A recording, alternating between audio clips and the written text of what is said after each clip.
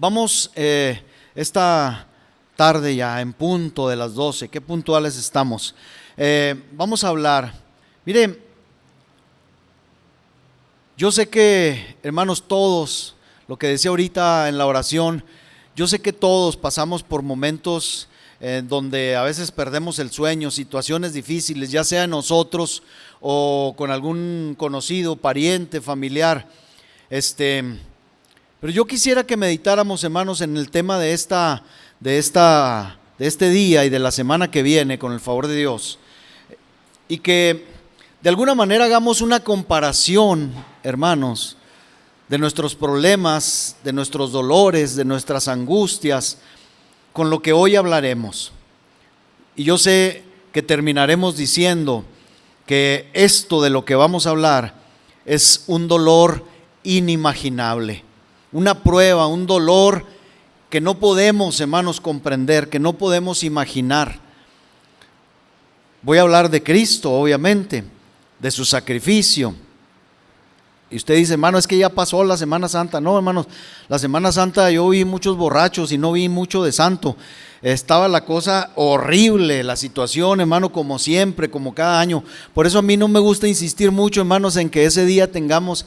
No es cierto, hermano, la gente se desboca, la gente anda en disoluciones, en borracheras, en muchas cosas menos en lo santo, eso se lo puedo asegurar. Así que, hermanos, tenemos todos los días del año para hablar acerca de lo que Cristo hizo. Y hoy vamos a hablar, hermanos, de esta pequeña parte de la pasión de Cristo y de algunas de sus palabras que deben llevarnos a la reflexión. Y ahorita hablaré específicamente del objetivo de este mensaje, pero en parte es esto que le acabo de decir, que podamos comparar, hermanos, nuestras pruebas, nuestras dificultades, nuestros dolores, y que veamos, hermanos, que nuestro Señor lo sufrió todo, lo indecible, lo inimaginable, por usted y por mí. Un dolor inimaginable, parte 1. Mateo capítulo 27, versículo 45 y 46, por favor. Mateo, Evangelio según San Mateo, capítulo 27, verso 45 y 46.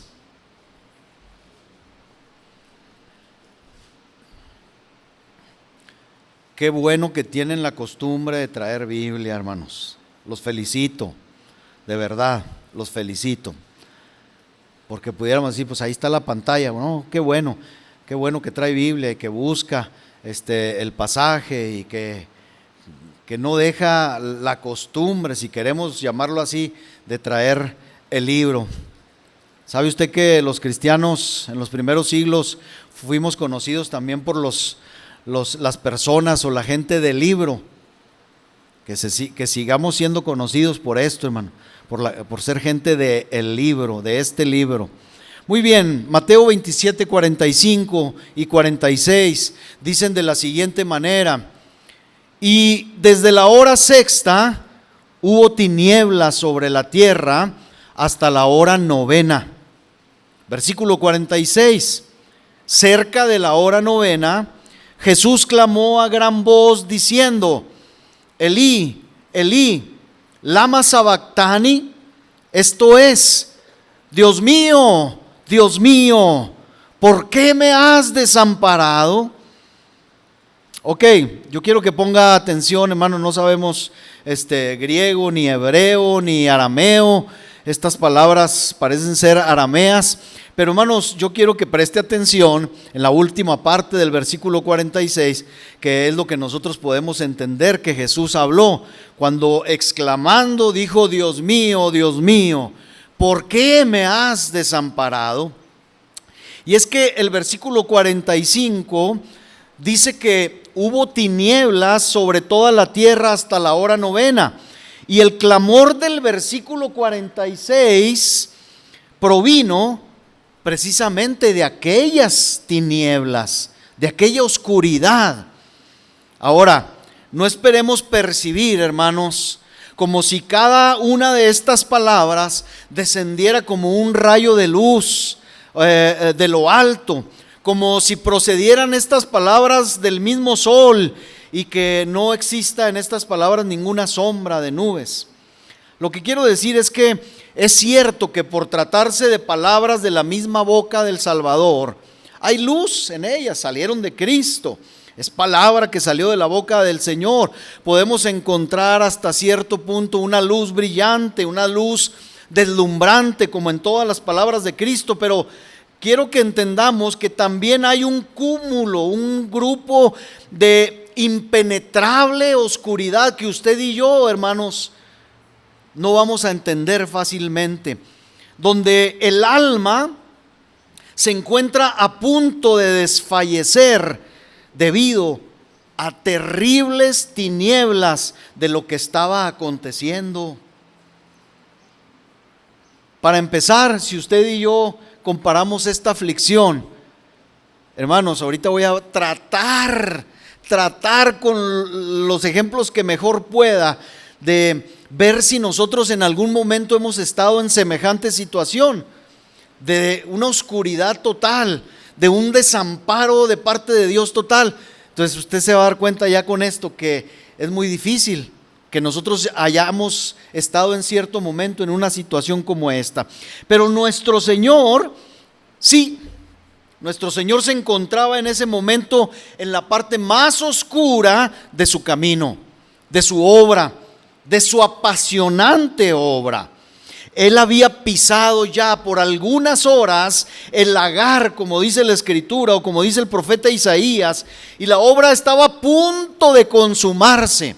Estaba a punto el Señor de decir, ya se terminó, consumado es. Pero antes de eso, hermano, miren qué situación estaba nuestro Señor. Isaías dice en el capítulo 63, versículo 2 y versículo 3, le preguntan, ¿por qué es rojo tu vestido y tus ropas como del que ha pisado el lagar? Y el versículo 3 dice, he pisado yo solo el lagar, y de los pueblos nadie había conmigo, dice el Señor. Hermanos, cuando el Señor estaba pasando por esta hora, por este momento, ni siquiera su madre estaba cerca, estaba allá abajo a lo lejos. Sus discípulos lo habían abandonado. Lo único que había allá abajo, dice el Salmo 22, eran como perros. Perros me han rodeado, dice el Señor. Cuadrilla de malignos había alrededor de Cristo. Cristo estaba completamente solo en cuanto a la humanidad más cercana se refiere, en cuanto a los más cercanos se refieren. Estaba solo, dice, yo solo he pisado el lagar. De los pueblos nadie había conmigo, dice Isaías. Esto quiere decir que había alcanzado un punto, hermanos, culminante de angustia. De angustia, hermanos. Este es su doloroso lamento procedente de lo más profundo o del más profundo abismo de miseria. Dios mío, ¿por qué me has desamparado? Mire, yo quise buscar y estuve buscando, pero no hay registros en el tiempo. Y ni siquiera los habrá en la eternidad que contengan una frase más llena de angustia que esta. Aquí fueron empañados. ¿Qué se le hace a usted amargo?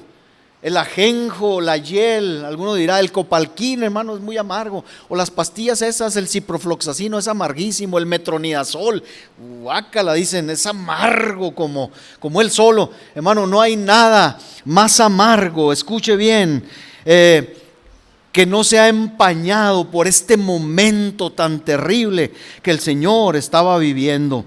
Cualquier otro tipo de componentes amargos o penas conocidos se quedan, hermanos, muy pequeñas en comparación de esto. Podemos aquí mirar como si contempláramos un profundo abismo. Y aunque forcemos los ojos, oiga bien esto, y miremos hasta que la vista se nos canse, no vamos a poder percibir el fondo de este abismo en el que el Señor nuestro Dios y Salvador se encontraba. No vamos a entenderlo, hermano. No podemos entenderlo.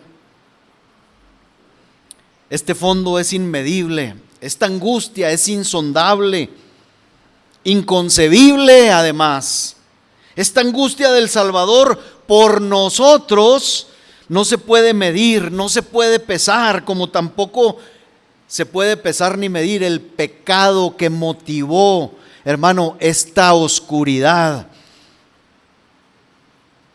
Pero también no se puede medir el amor tan grande que soportó esto que usted y yo debíamos sufrir y que ahora no entendemos ni siquiera tantito, hermanos. No podemos comprender. Pero ¿sabe qué?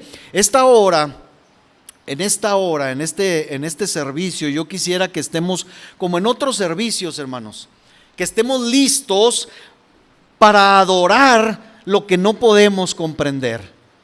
Porque hay muchas cosas de las que hablamos aquí que no podemos comprenderlas. Muchas cosas de las que el Señor, hermano, hizo por nosotros, no las podemos entender, pero sí podemos adorar a Dios por ellas. Y esa es una parte del objetivo, hermanos, de este sermón. Que aunque no entendamos la profundidad y la oscuridad en la que el Señor, nuestro Dios y Salvador, fue sometido, nosotros podamos adorar a Dios por esto, hermano. El objetivo también de este tema es ayudarnos a nosotros como hijos de Dios a entender un poco lo relativo a las obligaciones infinitas a nuestro Dios y Redentor. Que podamos medir la altura de su amor, como ya dije, si es que puede medirse. Que podamos conocer la profundidad un poco, aunque sea de su dolor, si es que puede conocerse. Mire, hermanos, veamos con qué precio nos ha redimido de la maldición de la ley. Y al ver, hermanos, un poquito de esto, que podamos decirnos a nosotros mismos qué clase de personas debemos ser, qué clase de cristianos debemos ser, qué clase de amor debemos entregar a quien soportó el máximo castigo para que nosotros pudiéramos ser liberados de la ira venidera, hermanos. Este es el objetivo del mensaje hoy. Que podamos decir, bueno, después de entender un poco esto, ¿qué clase de cristiano debo ser yo? ¿Cómo me debo comportar? ¿Qué amor le debo brindar al Señor?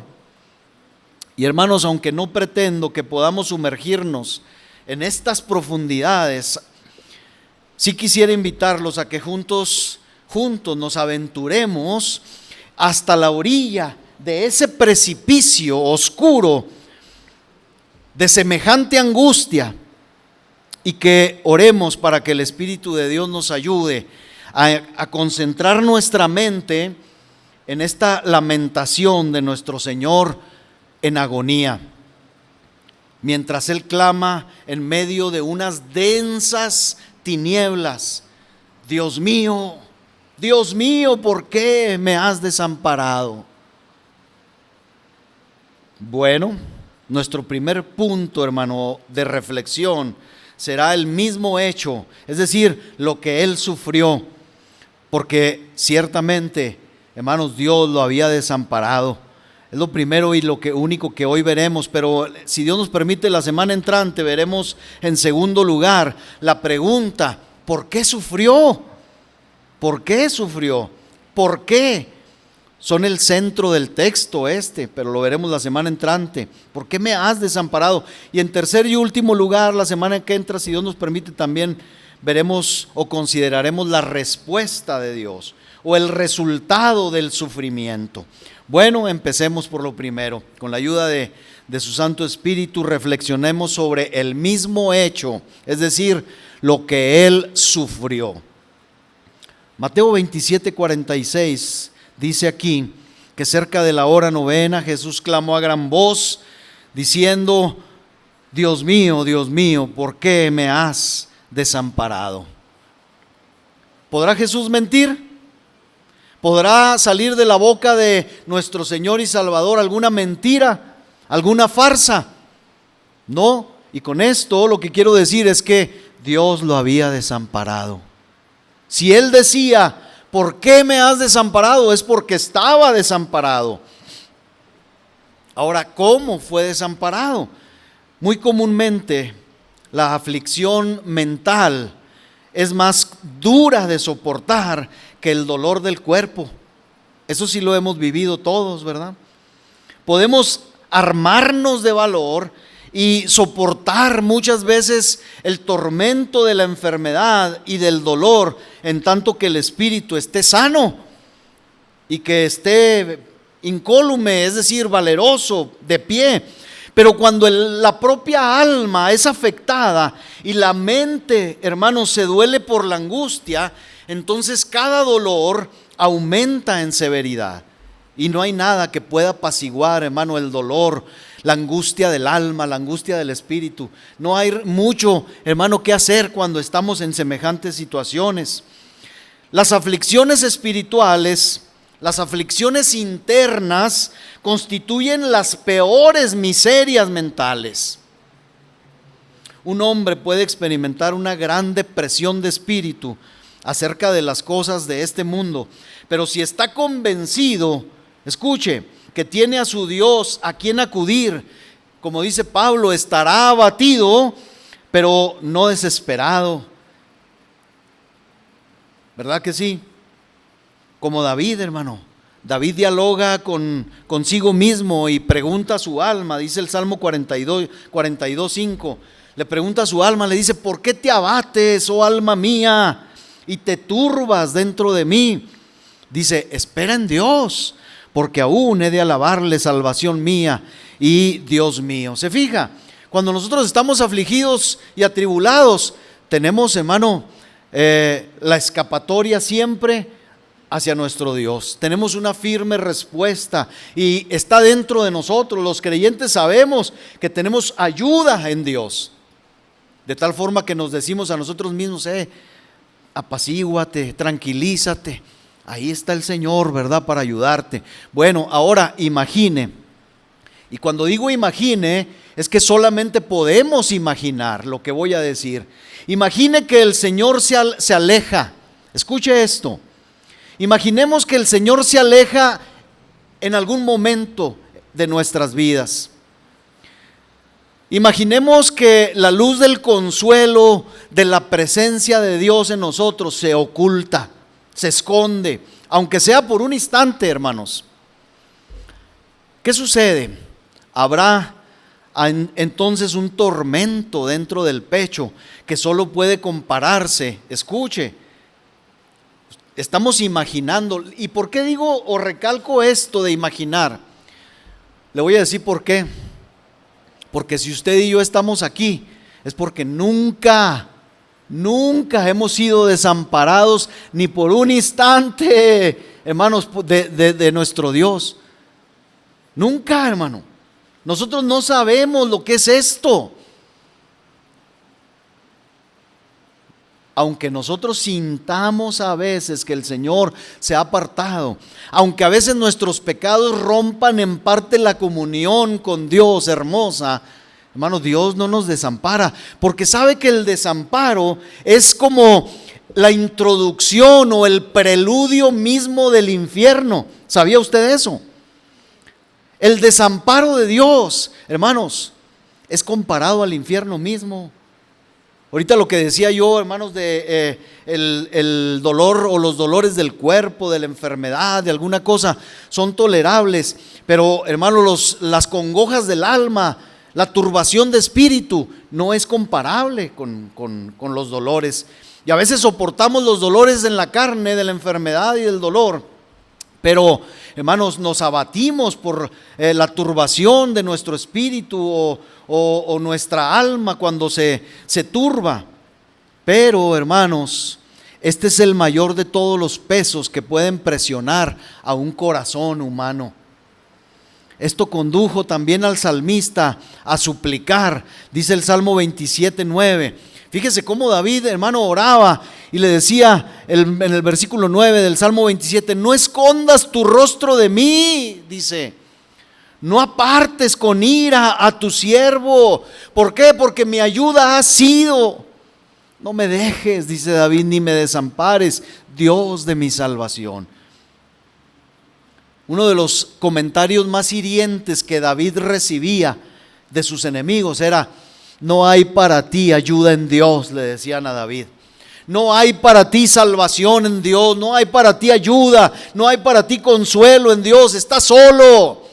Cuando David era perseguido por sus enemigos, por su propio hijo, hermanos, la gente que estaba con sus enemigos le decían esto a David. Le decían: no hay para ti ayuda en Dios. Mírate, le decían, mira, andas errante, eres rey según tú, y andas errante, andas huyendo. ¿Sabes por qué? Porque Dios te desamparó. Pero hermanos, David sabía dentro de sí que Dios no lo había desamparado. Y clamaba a Dios a veces en su desesperación y le decía: no escondas tu rostro de mí, no apartes con ira a tu siervo, no me dejes, no me desampares, porque tú eres el Dios de mi salvación. La verdad, hermanos, es que podemos aguantar mientras el cuerpo se desangra, y aún soportar el azote de alguna enfermedad en el cuerpo, y aún así nos quedará fuerza para decir como Job. Dice en el capítulo 2, versículo 10, en la segunda parte, dice: y él le dijo: como suelen hablar cualquiera de las mujeres fatuas, has hablado. Y luego dice Job: ¿qué? Dice: recibiremos de Dios el bien y el mal, no lo recibiremos. Hermanos, muchas veces estando nosotros en problemas, en situaciones difíciles, decimos: bueno, Señor, lo que sea, pero tú estás conmigo. Estoy pasando por esta situación tan terrible, tan difícil, pero te tengo a ti, estás conmigo, no me dejas, siento tu presencia, me has ayudado, me hablas por tu palabra, me sostienes. ¿Sí o no, hermanos? Diga un amén, porque si no, no sé qué estoy diciendo o a quién le estoy diciendo estas cosas. Sin embargo, la condición de un alma que está consciente, escuche, la condición de un alma que está consciente del abandono de Dios es insoportable, más allá de toda comprensión. Yo no sé, hermanos, si a Judas le pasó algo semejante, que lo llevó al suicidio, a ahorcarse. Yo no sé si Judas en algún momento Dios se apartó de él y Judas se sintió ya en su alma totalmente oscurecida, que dijo: no hay para mí otra cosa más que lo irremediable, ¿verdad? La muerte, la condenación.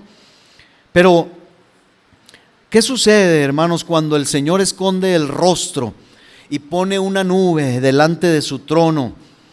¿Quién va a poder soportar esas tinieblas? ¿Quién va a poder soportar, hermanos, que Dios se esconda de nosotros? Esta voz del Señor, estas palabras, marcan lo más profundo de la aflicción de nuestro Salvador. Y le vuelvo a repetir, el abandono fue real. Y aunque bajo ciertos aspectos nuestro Señor podía decir: el Padre está conmigo, sin embargo es solemnemente cierto que Dios efectivamente lo desamparó. Y ahorita vamos a ver los porqués, ¿verdad? Ahora, no era una falta de fe, hermanos, de parte de Jesús, de nuestro Señor, lo que lo condujo a imaginar que algo que no era un hecho verdadero. No, le vuelvo a repetir, Él no puede haber mentido cuando dijo: ¿por qué? ¿Por qué me has desamparado? Jesús no estaba mintiendo, Jesús estaba desamparado. Mire, porque a nosotros a veces nos falla la fe, ¿sí o no? Y entonces cuando nos falla la fe, pensamos que Dios nos ha desamparado. Pero la fe de nuestro Señor no vaciló ni siquiera tantito, un instante, porque Él repite 2 veces. ¿Qué es lo que repite? Antes de preguntarle al Señor, al Padre, ¿por qué lo ha desamparado? Dios mío, le dice, así como David. Dios mío, le dice, ¿por qué me has desamparado? Entonces, hermanos, a pesar de todo, Jesús tenía fe. Tenía fe, se sentía desamparado, pero la fe no le falló. Así que esto nos muestra la poderosa y decidida fe. Es como si Él dijera: aún si tú, Padre, me has desamparado, tú sigues siendo Dios para mí. Tú sigues siendo mi Dios. Hermanos, la fe triunfa y no hay señal de algún desfallecimiento del corazón de parte de Jesús hacia el Padre bendito. Y sin embargo, a pesar de la fortaleza de su fe, Él siente que Dios ha retirado su comunión consoladora y tiembla, hermanos, bajo esa terrible privación. Usted dice: ¿pero por qué? Si era un ratito nomás. Hermanos, es que usted y yo, le vuelvo a repetir, ni un ratito hemos sido desamparados por Dios. Ni en la peor aflicción, ni en la peor congoja, ni en la peor prueba. Hermanos, usted y yo hemos sido desamparados por Dios. No conocemos esto, no sabemos, hermano, de esto. No se trataba, hermanos, lo que a Jesús le acontecía. No se trataba de una fantasía, no se trataba de un delirio mental causado por la debilidad de su cuerpo azotado. No era por el calor de la fiebre, porque ciertamente estaba afiebrado, imagínense. Había perdido sangre, había sido azotado, hermano. Cuando usted se golpea, ¿qué es lo primero que siente? Caliente el cuerpo. Imagínense esas espaldas, imagínense manos y pies, cabeza coronada. Ciertamente, hermano, tenía fiebre Jesús. Estaba totalmente deshidratado por toda la sangre que había derramado. Pero no era eso, hermanos. No era un delirio mental febril. No era la depresión de su espíritu por la cercanía de la muerte. No estaba diciendo, híjole, ya me voy a morir a lo mejor, ¿verdad? Por eso me siento desamparado. No, hermanos, Jesús tenía la mente clara. Yo quiero que entendamos esto. Hasta este punto Jesús estaba completamente consciente. Mantuvo su ánimo en medio del dolor, en medio de la pérdida de sangre, del menosprecio, de la sed y en medio del abandono de todos sus discípulos.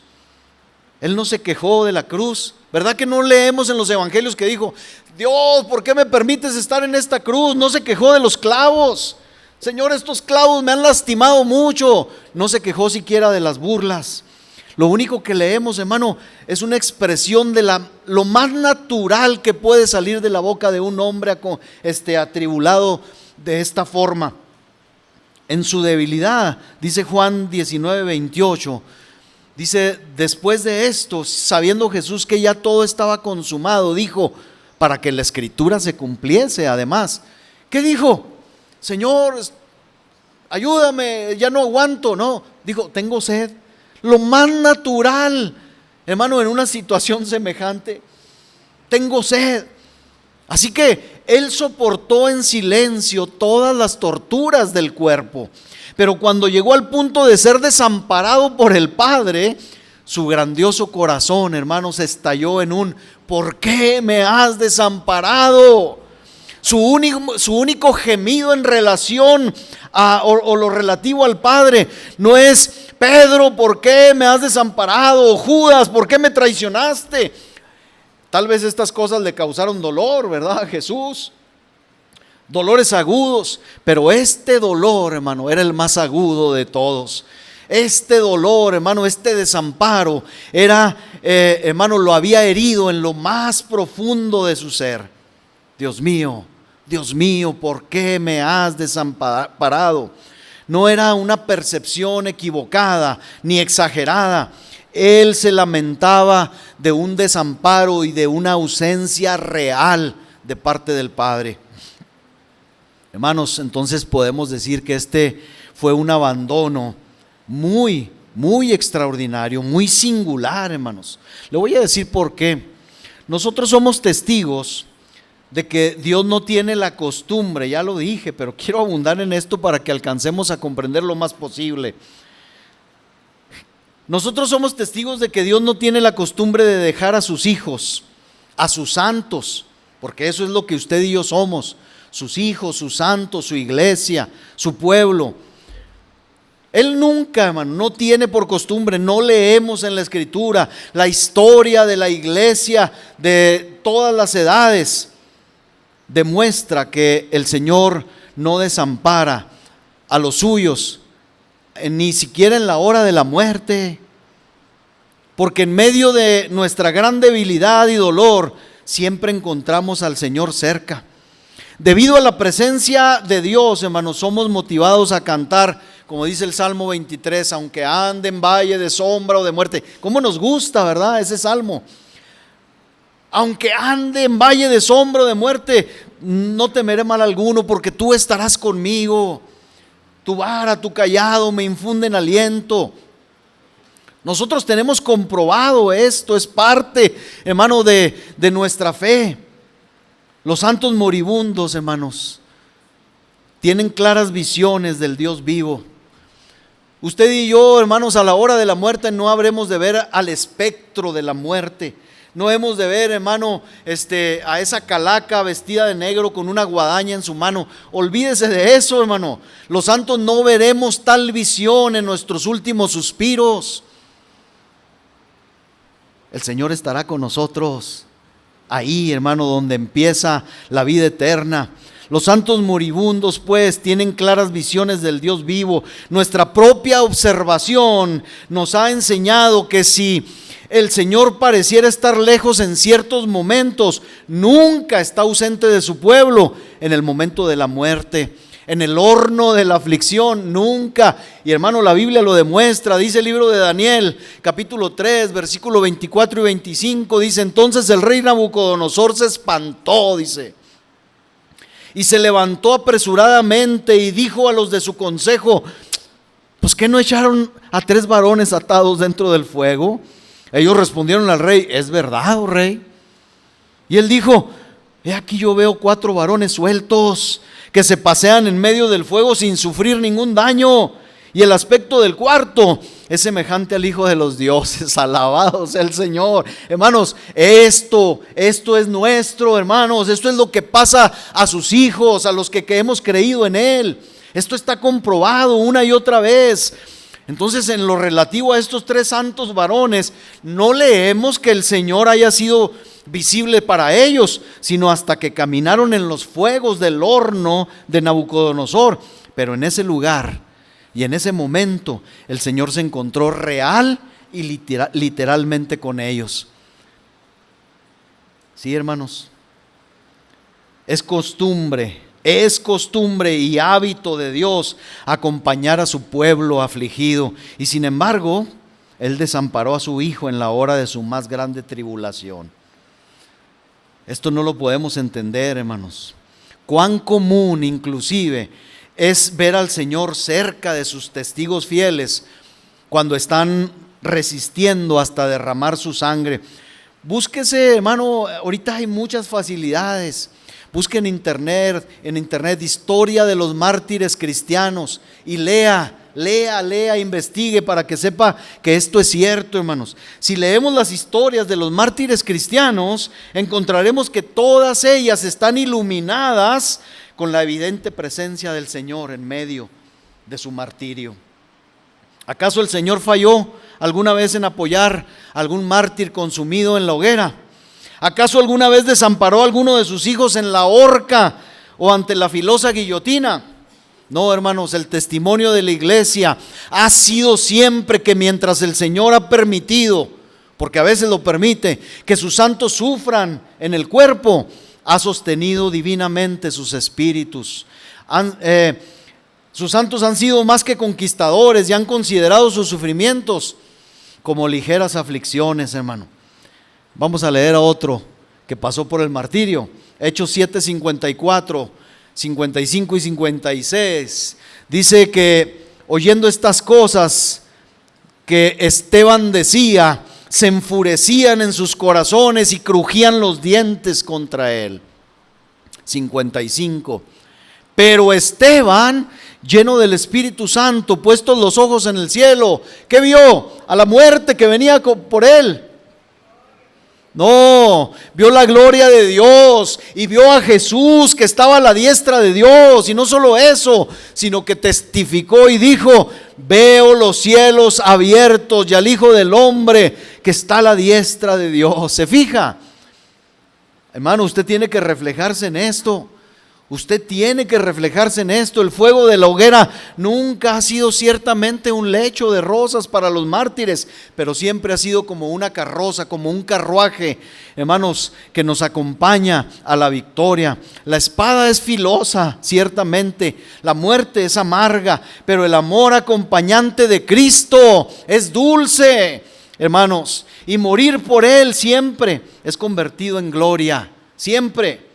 Así que el procedimiento de Dios no es desamparar a sus guerreros, ni abandonar al más pequeño de sus hijos en la hora de la prueba. No, hermanos. Pero en cuanto a nuestro Señor, Decíamos, este desamparo fue singular. ¿Acaso encontramos en la Escritura que su padre lo había abandonado en otras ocasiones, hermano? ¿Abandonó el Padre a Cristo en algún otro momento? Podríamos leer los 4 evangelios, escuche bien esto, de principio a fin, y seríamos capaces de encontrar alguna situación en la que el Señor se queje porque el Padre lo había desamparado. No lo vamos a hallar, hermano. Él dijo frente a la tumba de Lázaro, dice Juan 11:42, frente a la tumba de Lázaro, dice: yo sabía que siempre me oyes, dice Jesús, pero esto que dije, dice, lo dije por causa de la multitud que está alrededor, para que crean que tú me has enviado. Hermanos, nuestro Señor vivía constantemente en contacto con Dios. Su comunión con el Padre siempre fue cercana y fue clara también. Pero ahora, por primera vez, Él clama: ¿por qué me has desamparado? Hermanos, esto era extraordinario. Era una interrogante que solo podía explicarse por el hecho de que Él nos amó y se entregó por nosotros. Y en la ejecución de su propósito lleno de amor, llegó hasta esta aflicción, hasta este punto de lamentar y soportar la ausencia de su Padre. Entonces, quiere decir que aparte de que este desamparo, esta soledad, esta oscuridad fue muy singular porque nunca Jesús la había vivido, también fue algo muy terrible, hermanos. ¿Quién podrá decir plenamente en qué consiste el desamparo de Dios? Solo los condenados. Ellos pueden decir. Si trajéramos a uno del infierno ahorita mismo a que nos dijera en qué consiste el tormento del infierno, yo le puedo decir, hermano, que sí. A lo mejor diría: está feo sufrir la llama que nunca se apaga. Es terrible sufrir al gusano que nunca muere. Pero lo más horrendo que estoy viviendo es no volver a saber nada de Dios, estar completamente apartado de un Dios misericordioso y bueno. Ese va a ser el peor tormento de los condenados, y lo es. Hermanos, entonces esto que le pasó a Jesús, hermano, es algo terrible. Mire, solo podemos nosotros formular cierta suposición por lo que nosotros mismos hemos sentido en ocasiones como ciertos abandonos temporales, parciales. A veces hemos sentido, es que como que Dios se olvidó de mí, ¿verdad? Pero la realidad es que Dios, decíamos, nunca nos ha dejado. Él ha dicho expresamente, le dijo a Josué y le dijo a todos sus hijos, Deuteronomio 3:16, le dice el Señor a Josué: esforzaos y cobrad ánimo, no temáis ni tengáis miedo de ellos, porque Jehová tu Dios es el que va contigo, no te dejará ni te desamparará. ¿Cómo nos gustan estas palabras, estos versículos, ¿verdad? Los tomamos para nosotros, nos aferramos. Dice Josué 1:5, dice: nadie te podrá hacer frente en todos los días de tu vida. Como estuve con Moisés, estaré contigo. No te dejaré ni te desampararé. Y nosotros nos tomamos de esto y le decimos: Señor, si estuviste con Moisés, si estuviste con Josué, si estuviste con tu pueblo, Señor, tú tienes que estar conmigo, no me dejes, no me desampares. Y ciertamente el Señor no nos desampara. Sin embargo, algunas veces hemos sentido como si Él nos hubiera abandonado. Y a veces, cuando nos sentimos así, hacemos y decimos lo que Job. Cuando Job estaba en una situación, hermano, muy angustiosa, dijo en el capítulo 23, versículo 3: ¿quién me diera el saber dónde hallar a Dios? Pues ¿dónde estás, Señor? ¿Dónde te escondiste? Si te encuentro, yo voy a tu silla, yo voy hasta donde tú estás. Hermano, pero no era que Dios se hubiera apartado de Job. Usted y yo conocemos la historia. Job así se sentía, como usted y yo a veces nos sentimos. Pero, hermanos, Dios estaba cerca. Dios estaba cerca de Job. Los claros destellos de su amor a veces parecen haber sido retirados de nosotros, y solo de esa manera somos capaces de formarnos una pequeña idea de lo que sintió el Salvador cuando su Padre lo hubo desamparado.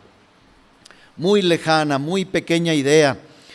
La mente de Jesús, hermanos, fue llevada a vivir una situación muy oscura y ninguna consideración alentadora lo podía consolar. Era la hora en que fue llevado a comparecer ante el trono de Dios, cargando, escuche esto, ¿por qué fue tan terrible y por qué fue tan real este abandono de parte del Padre? Porque era la hora en que fue llevado a comparecer ante el trono de Dios. Y usted dice, ¿y eso qué?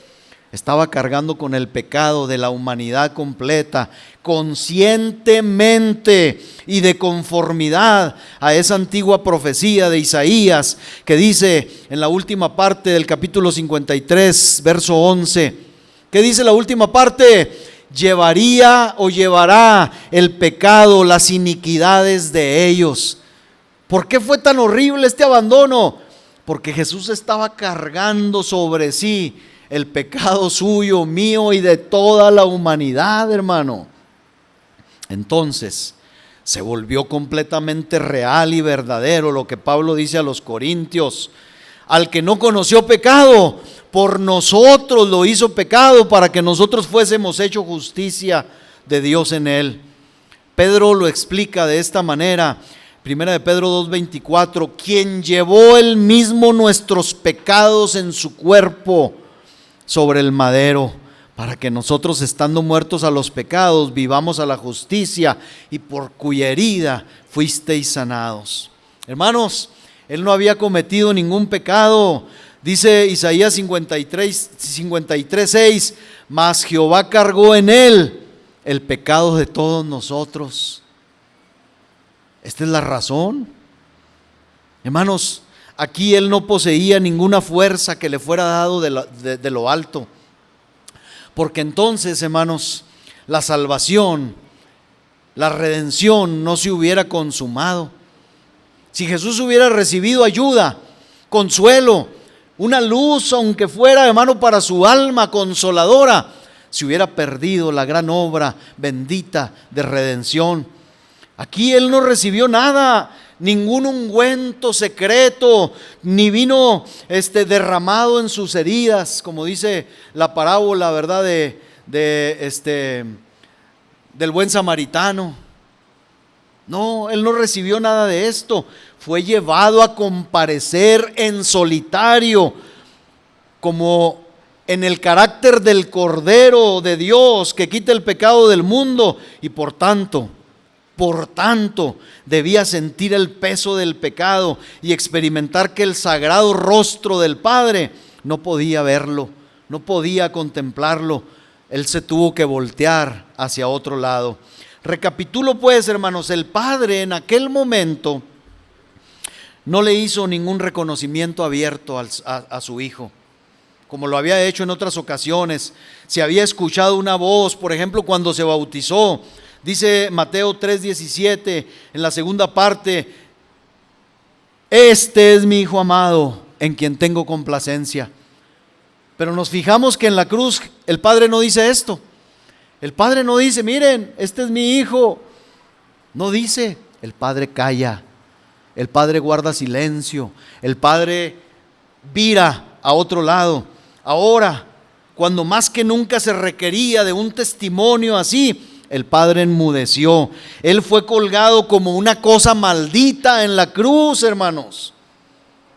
No estoy diciendo ninguna blasfemia. La Escritura lo dice. Pablo a los Gálatas dice 3:13, dice: Cristo nos redimió de la maldición de la ley, hecho por nosotros maldición, porque está escrito: maldito todo el que es colgado de un madero. Así que el Padre en esta precisa hora no le reconoció entre los hombres. No hay reconocimiento de parte del Padre. Si al Padre le hubiera agradado, hermanos, podría haberle enviado, como dice la Escritura, 12 legiones de ángeles, pero ni un solo ángel vino después que Cristo había abandonado el Getsemaní. ¿Se acuerdan? En Getsemaní dice la Escritura que fue confortado y fue aliviado, pero en la cruz fue abandonado.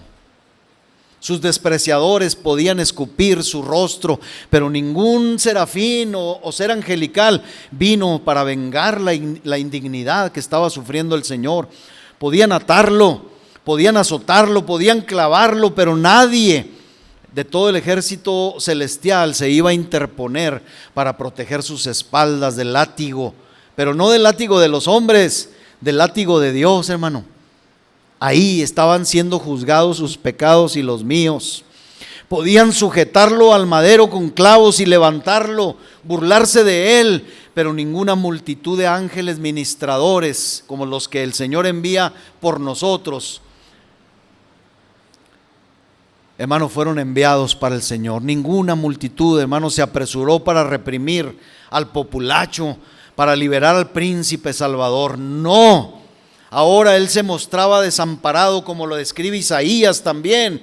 Isaías 53:4 dice que nosotros, dice, ciertamente llevó él nuestras enfermedades y sufrió nuestros dolores, pero nosotros, dice, le tuvimos por azotado, por herido ¿de quién? De Dios, dice ahí, por herido de Dios y abatido. Hermanos, el Señor fue entregado en las manos del juez, cuyo juicio le estaba propinando un dolor ilimitado.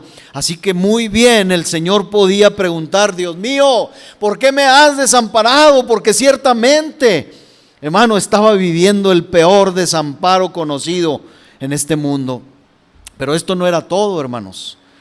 Su Padre cortó de tajo ese río de comunión lleno de paz y amante compañerismo que había fluido desde su nacimiento a lo largo de toda su vida terrenal.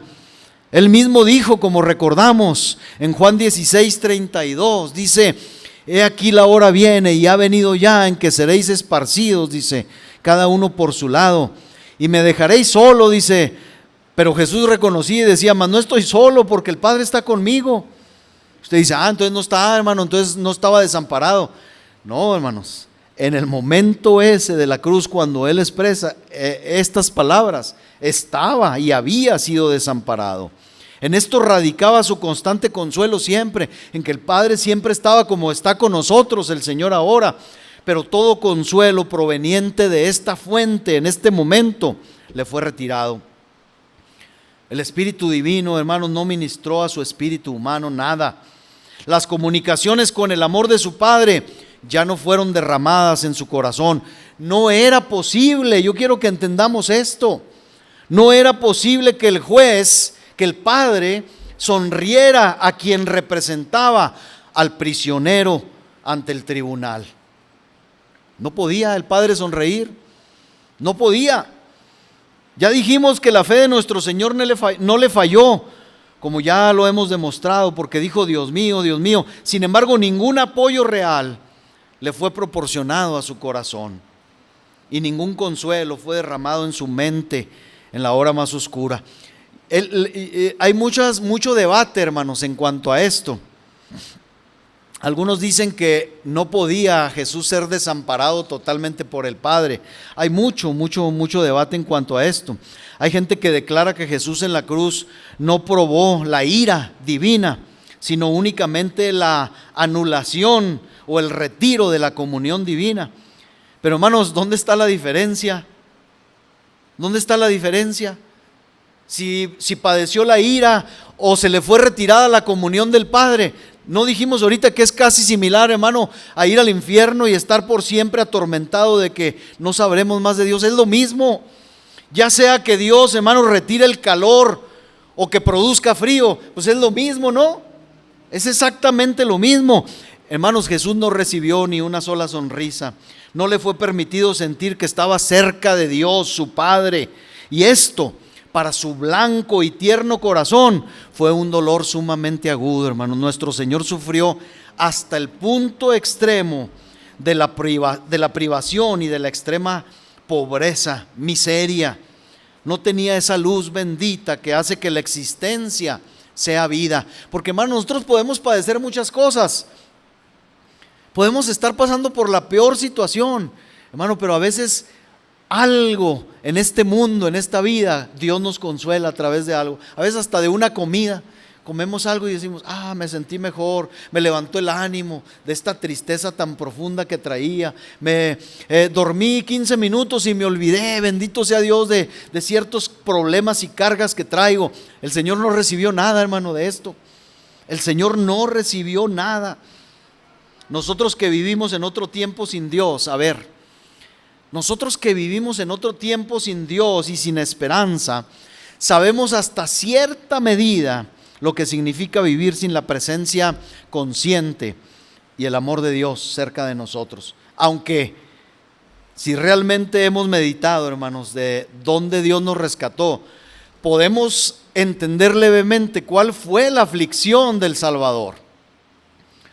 Piense cómo era su vida, hermano, antes. A mí, hermano, casi se me olvida, gracias a Dios, cómo fue mi vida. A veces tengo que meditar en lo que fui, en lo que hice, cómo era mi vida sin Dios, para bien mío, para valorar. Pero hermano, yo casi olvidé, hermano, cómo es vivir sin Cristo, porque hermano, Dios me ha hecho tanto bien que lo del pasado de verdad casi ha quedado anulado y borrado. Pero si pensamos en aquellos días, hermano, nos daremos cuenta, así un poquito, levemente, cómo es que nuestro Señor se sentía desamparado. Le digo, son ejemplos muy tontos, hermano, porque le voy a decir otra vez, si usted está aquí, quiere decir que Dios nunca lo desamparó. ¿Sí me entiende? ¿O sí me explico? Si estamos aquí con todo, porque algunos llegamos con cicatrices muy profundas del mundo. No, el diablo me golpeó mucho. Dice, vacilábamos en una ocasión allá en la sierra, ¿verdad?, de un hermano que había sido adicto mucho tiempo al resistol y decía, no, hermano, yo tenía quién sabe cuántas neuronas, dijo, y me queda 1/3, porque traíamos la cinta midiendo. Dice, a mí como que me queda 1/3 de neuronas, dice, todas me las acabé. Pues aún con eso, hermano, con 1/3 de neurona, hermano, Dios tuvo misericordia de nosotros. No nos desamparó ni nos dejó allá, hermano, tirados en el lodo. Pero para nuestro Señor el amor del Padre era el fundamento de todo, hermanos. Y cuando eso se hubo ido, para el Señor todo se fue también. David había comprendido esto cuando dijo en el Salmo 11, versículo 3, si fueren destruidos los fundamentos, ¿qué ha de hacer el justo? Hermanos, si a nosotros nos quitan, hermano, a Cristo, si nos quitan la fe, si nos quitan, hermano, el saber y el creer que Cristo, hermano, nos redimió, nos salvó, ¿qué queda para usted y para mí? El infierno mismo. El infierno mismo. ¿Para qué queremos la vida si Cristo no está? ¿Para qué queremos la vida, hermano, si el Espíritu de Dios no reposa en nosotros? Imagine al Señor, hermano. Para nuestro Señor, Él sintió que nada de Dios en ese momento permanecía dentro o fuera o arriba, cuando su propio Dios y Padre, el Dios de su entera confianza, lo dejó. Si Dios en verdad desamparó a nuestro Salvador, porque como le digo, existe un gran debate en cuanto a esto. ¿Qué piensan ustedes, hermano? Lo que yo pienso es que no puede mentir el Señor. Y cuando Él dijo, ¿por qué me has desamparado?, es porque estaba desamparado. Ya voy a terminar, hermanos. Lo que sí es seguro es que ser desamparado por Dios fue mucho más, escuche, fue mucho más una fuente de angustia para Jesús de lo que sería para nosotros. ¿Por qué digo esto? ¿Cómo es esto, hermano? La respuesta a esto es que Él era perfectamente santo, ¿verdad? Desde su nacimiento hasta su fin, Él no cometió pecado, ya lo leímos. Ahora, imagínese usted una ruptura entre un ser perfectamente santo y el 3 veces santo Dios.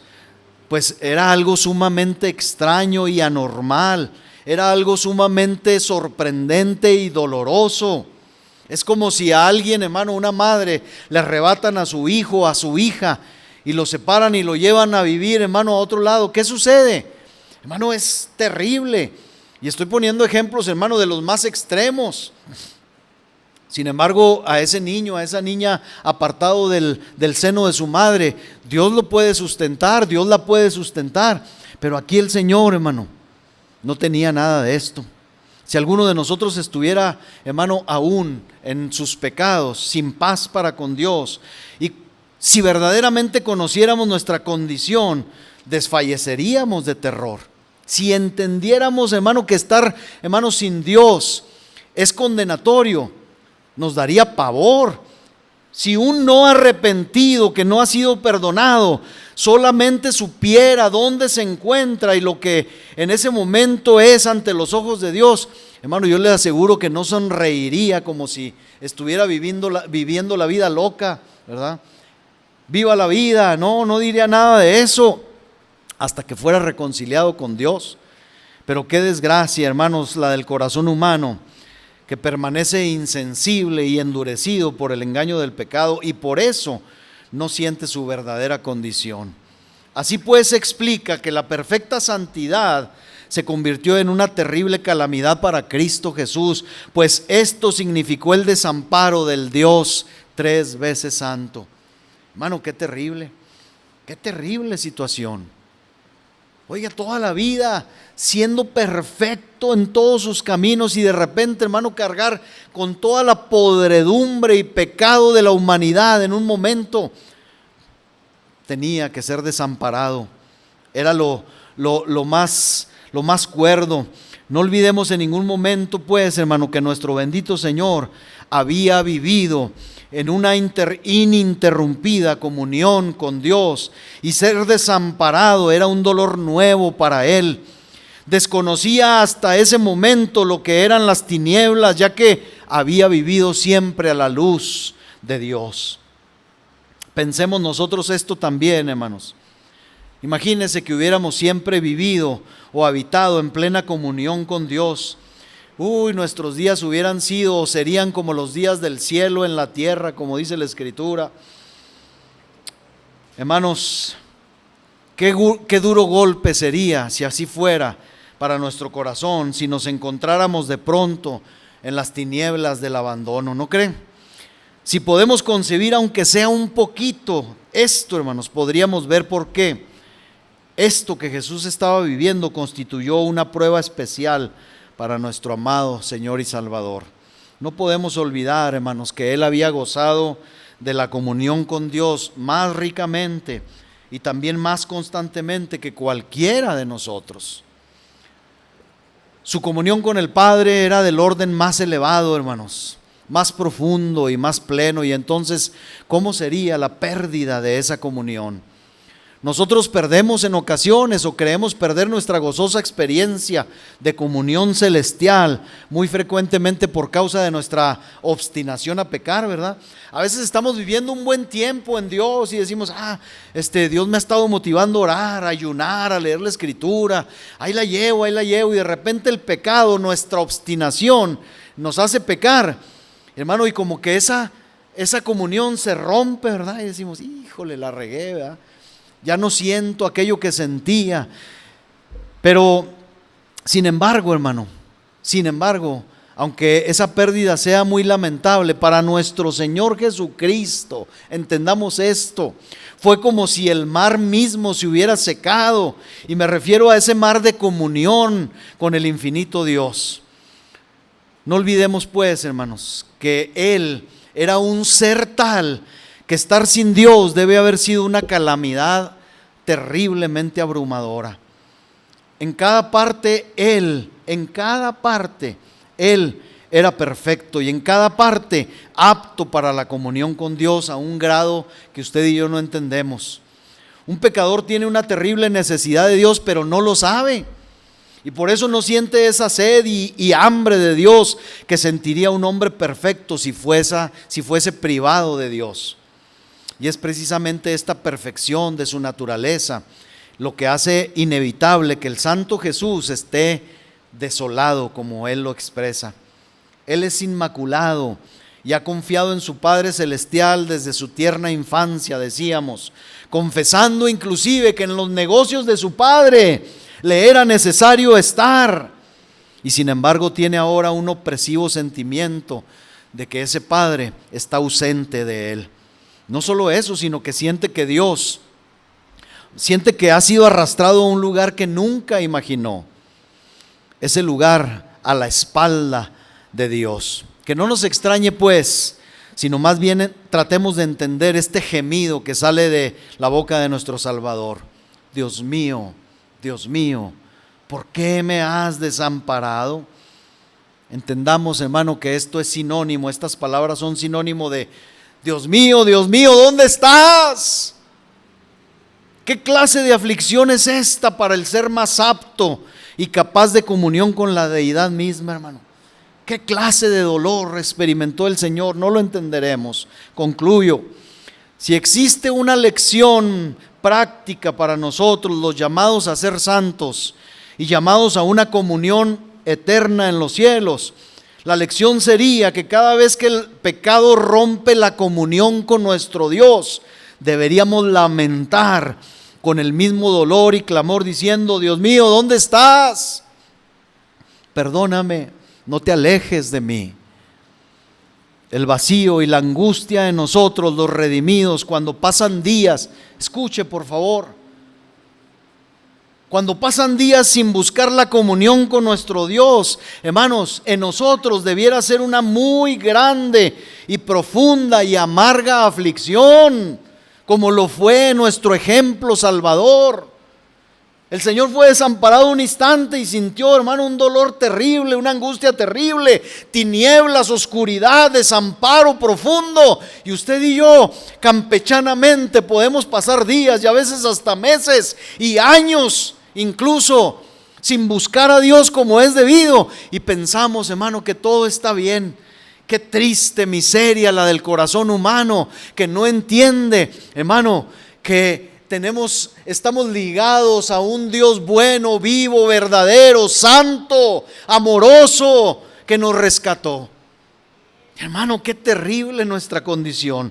El corazón de nuestro Señor y toda su naturaleza estaban formados muy delicadamente. Era Él moral y espiritualmente tan sensible, era tan tierno y santo, que estar sin Dios era para Él un dolor que no podía sopesarse. Y otra vez, ¿qué significa que el pecado en mí rompa toda comunión con el Dios que me anhela, que te anhela, hermano, celosamente? ¿Qué significa? Dice Santiago 4:5. ¿O pensáis que la Escritura dice, hermano, el Espíritu que Él ha hecho morar en nosotros nos anhela celosamente? Hermanos, despertemos. Tenemos que ser la iglesia que Dios espera, la iglesia que se comunica, la iglesia que lamenta la oscuridad cuando se rompe la comunión con Dios a causa del pecado. Dejemos de vivir, hermanos, días, ni siquiera minutos, hermanos, sin esta bendita comunión. Hemos visto en el texto al Señor soportando el abandono y sin embargo lo vemos como si fuera esta parte de su misión casi insoportable, hermanos. La verdad es que no sé cómo poder expresar lo que quiero decir excepto mediante estos simples ejemplos o la paradoja de que Él soportó lo insoportable. Él no puede soportar el estar sin Dios. Usted sí, yo sí. Qué duro nuestro corazón cuando, hermanos, permanecemos sin la comunión con Dios que nos corresponde. Había aceptado ser abandonado por Dios como debía hacerlo el representante de los pecadores, pero su naturaleza pura y santa, después de horas de silencio, encuentra que la condición de desamparo es insoportable para el amor y la pureza de su ser. Él no estaba peleando, otra vez, hermanos, y con esto voy a terminar, ni quejándose del sufrimiento que le ocasionaban los clavos ni las espinas en su frente. No pide alivio para su espalda flagelada. Desea una tregua, no para el dolor físico en su cuerpo desfigurado, sino a la terrible sacudida de la soledad y el apartamiento de aquel con el que estuvo desde los días de la creación. Porque dice Juan 1:1, en el principio era el Verbo, y el Verbo era con Dios, y el Verbo era Dios. Este era en el principio con Dios, dice el versículo 2. Este era el dolor más grande, hermano, que el Señor sentía. Tenemos pues aquí la mismísima santidad de Cristo en una condición de asombro ante la posición de sustituto por nosotros los hombres culpables. Aquí tienen pues, hermanos, he hecho lo mejor que he podido, de verdad, pero me parece a mí mismo que he hablado como si fuera un niño acerca de este tema, hablando de algo que está infinitamente por encima de mi comprensión, ya que la experiencia, hermano, de Jesús rebasa todo lo que nosotros pudiéramos haber vivido o viviremos. Me faltan ejemplos claros, de verdad se los digo, de lo que realmente nuestro Señor vivió en ese momento. Solo puedo decir que ese Dios mío, ¿por qué me has desamparado? Es un momento solemne de desamparo, abandono y soledad, sufrido por nosotros en la cruz. Desamparo, abandono y soledad que nunca hemos experimentado, ni siquiera en la hora más oscura de nuestra existencia.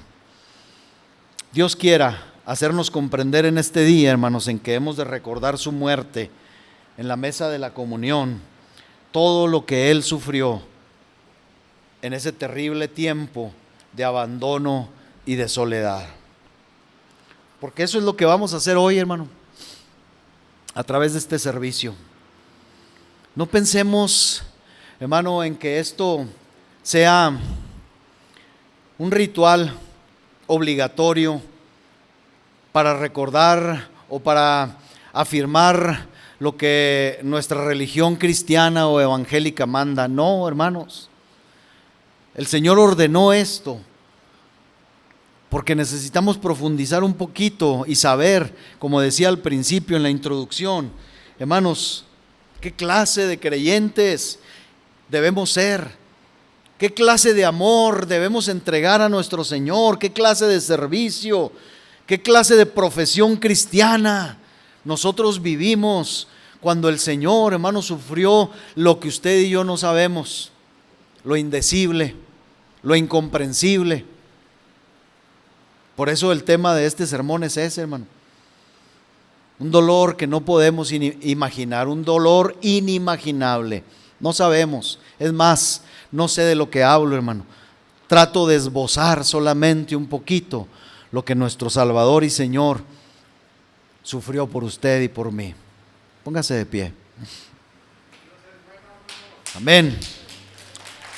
Bendito sea su nombre, alábele, sí, hermanos, alabe al Señor, porque Él es bueno, sí, mucho, muy bueno. Gracias, Señor, te damos en esta bendita hora, Señor, por hablar a nuestra vida, a nuestro corazón. Padre, gracias por tomarnos desde que éramos el embrión, Señor, en el vientre de nuestra madre.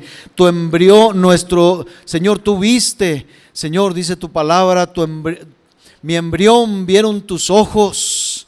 Mi embrión vieron tus ojos, Señor, y en tu libro estaban escritas todas aquellas cosas, Señor, que fueron antes de mí.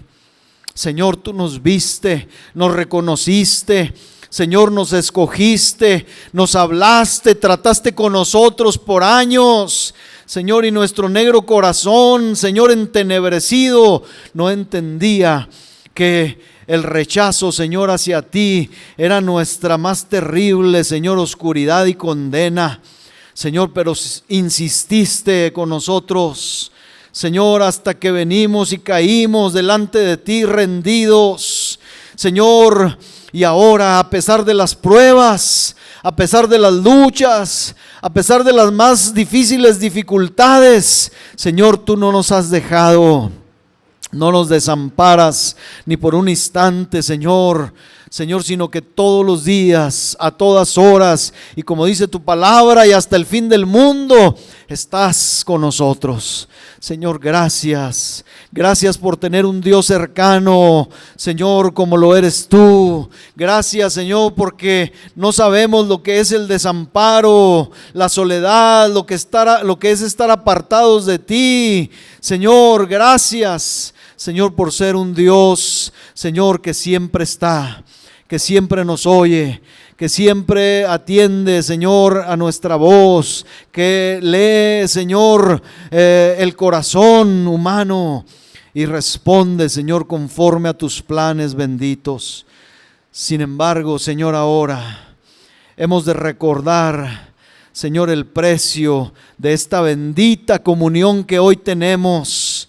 Señor, hoy hemos de recordar el precio, Señor, de esta ininterrumpida, Señor, comunión bendita contigo. Un precio, Señor, que no podemos entender, de un dolor inimaginable, de un dolor, Señor, que no conocemos ni habremos de conocer, Señor, porque otro, un sustituto, lo llevó, lo pagó y estuvo en lugar nuestro. Señor, mira, Señor, nos hemos parado a la orilla del precipicio oscuro de lo que es la verdadera desolación. Y hemos tratado de ver, de contemplar lo que tu Hijo amado Jesús, nuestro Señor y Salvador, sufrió en esos momentos en la cruz.